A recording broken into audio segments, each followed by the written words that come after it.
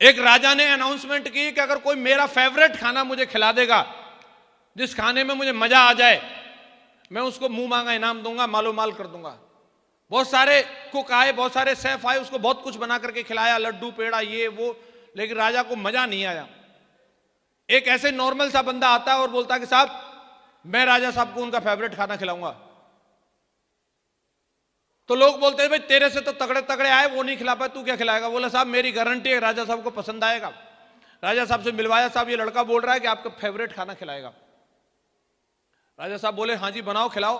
बोले साहब आपकी अगर शर्त है कि आपको फेवरेट खाना चाहिए तो छोटी सी मेरी भी शर्त है, वो आपको माननी पड़ेगी। तो उन्होंने पूछा, बोले बताइए क्या शर्त? यह है कि आपको 2 दिन कम से कम उपवास रखना पड़ेगा, उसके बाद मेरा खाना खाना है। राजा एग्री हो गया, बोलो कोई बात नहीं, जब आप हमारा मनपसंद खाना खिलाएंगे तो हम 2 दिन का उपवास रख लेंगे।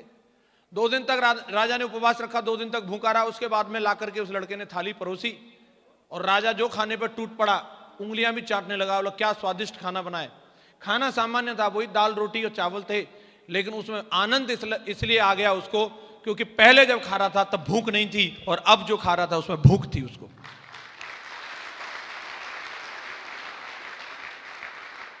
चीजें बहुत हैं साहब इसी दुनिया में, उनके पिछवाड़े पे हॉर्न मारती है, किसी की जैगवार आकर के, किसी के बगल से ऑडी निकल जाती है, किसी के सामने से लोग 5 स्टार होटल में जाते हैं, अरे उसको भूख ही नहीं है, उसको कुछ होता ही नहीं है।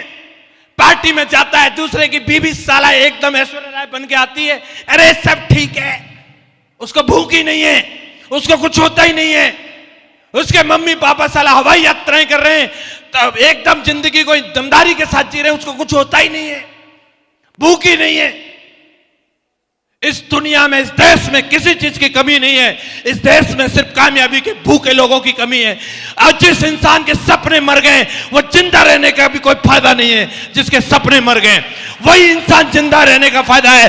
जिसके सपने जिंदा हैं वो कुछ करना चाहता है, उसी का जिंदा रहने का फायदा है।